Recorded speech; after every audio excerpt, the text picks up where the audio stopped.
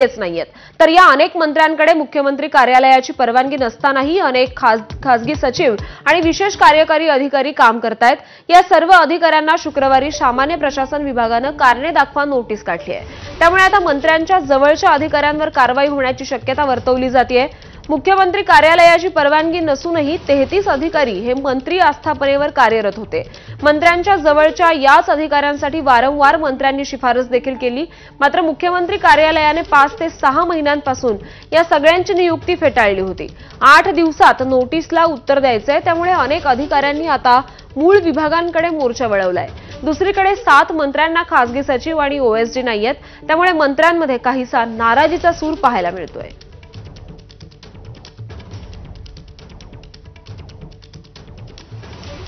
तर महायुतीतल्या कोणत्या 7 मंत्र्यांना सध्या खासगी सचिव नाहीयेत आपण पाहूया।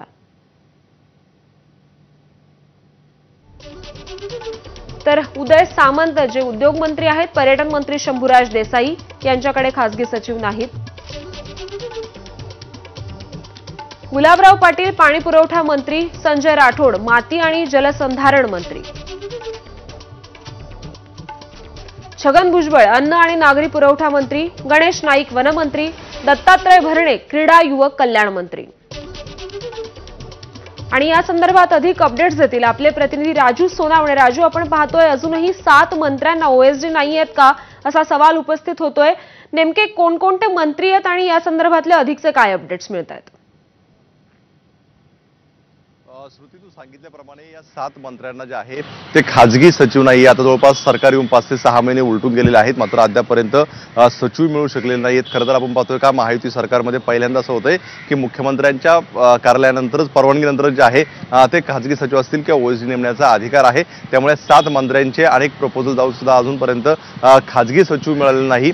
ही परिस्थिती असताना दुसरीकडे आपण पाहतोय की अनेक मंत्र्यांकडे ज्या अधिकाऱ्यांना मुख्यमंत्री कार्यालयाने नाकारलेलं आहे ते अधिकारी अजूनही कार्यरत आहेत। त्यामुळे आता कुठेतरी सामान्य प्रशासन विभागाने जो आहे तो कारवाईचा बडगा एक प्रकारचा उघडलेला आपल्याला पाहायला मिळतोय। आणि या सगळ्या 33 अधिकाऱ्यांना जे आहे ते कारणे दाखवा नोटीस पाठवलेली आहे आणि 8 दिवसाच्या आतमध्ये यावरती म्हणणं मांडा की तुमची नियुक्ती नसताना सुद्धा तुम्ही मूळ विभाग सोडून तुम्ही मंत्री कार्यालयामध्ये कुठल्या परवानगीने काम करत आहात, अशा प्रकारची ही नोटीस आहे। त्यामुळे कुठेतरी आता कारवाईचा बडगा जो आहे तो उगारलेला आहे। त्यामुळे या अधिकाऱ्यांनी आपल्या मूळ काही विभागाकडे जायला सुरुवात केलेली आहे। मात्र असं असलं तरी आणखी काही अधिकारी आहेत की ज्यांनी अद्यापर्यंत मंत्री कार्यालय सोडले नाहीये। ह्या सगळ्या गोष्टीवर आपण पाहिलं तर मंत्र्यांमध्ये सुद्धा काही प्रमाणामध्ये नाराजी नाही आहे, कारण आपण पाहतोय की 7 मंत्र्यांना खाजगी सचिव आहे आणि जवळपास 33 ओएसडी आणि पीएस आहेत की त्यांच्याकडे सुद्धा मंत्र्यांकडे नेमणूक होऊ शकलेली नाही। त्यामुळे मंत्र्यांची सुद्धा नाराजी आहे। मागच्या आठवड्यात आपण पाहिलेलं आहे की शिवसेनेच्या मंत्र्यांनी सुद्धा स्पष्टपणे नाराजी व्यक्त करून दाखवलेली होती।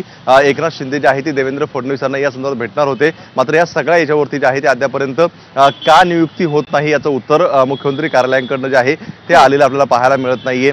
सगळ्या अधिकाऱ्यांचे जे आहे ते इंटरव्ह्यूज मुलाखती घेतल्या जातात आणि त्यानंतर नियुक्ती केली जाते। त्यांचा मागचा इतिहास काय आहे, काय नेमकं कुठे कुठे कामं केलेली आहे, किती वर्ष मंत्रालयात काम केले आहे, हे सगळं पाहून जे आहे ते मुख्यमंत्री कार्यालय त्यांची नेमणूक करते। त्यामुळे या सगळ्या अधिकाऱ्यांना जे आहे ते एक प्रकारचा थेट इशारा दिलेला आहे की तुमची नियुक्ती होऊ शकत नाही। मात्र तरीही हे 33 अधिकारी जे आहे ते मंत्री कार्यालयामध्ये आपल्याला पाहायला मिळतात आणि त्यामुळे आता त्यांच्यावरती कारवाईचा बडगा जो आहे तो उघडलेला पाहायला मिळतोय। त्यामुळे आता अधिकारी सगळे पुन्हा आपल्या मूळ विभागात जाणार की मुख्यमंत्री कार्यालयाकडून नवीन अधिकाऱ्यांची यादी येणार हे पाहणं सुद्धा महत्त्वाचं राहील। श्रुती, नक्कीच राजू, धन्यवाद या सविस्तर माहितीसाठी।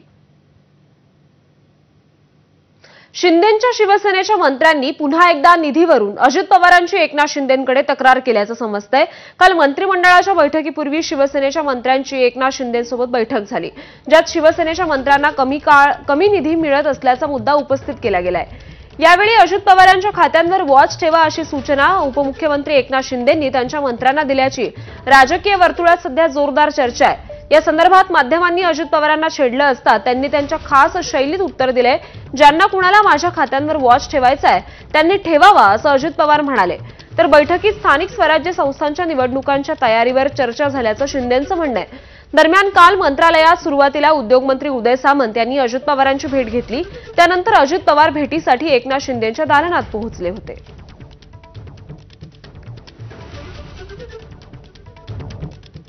तर या संपूर्ण प्रकरणावर अजित पवार आणि एकनाथ शिंदेंनी नेमकं काय म्हटलंय पाहूया।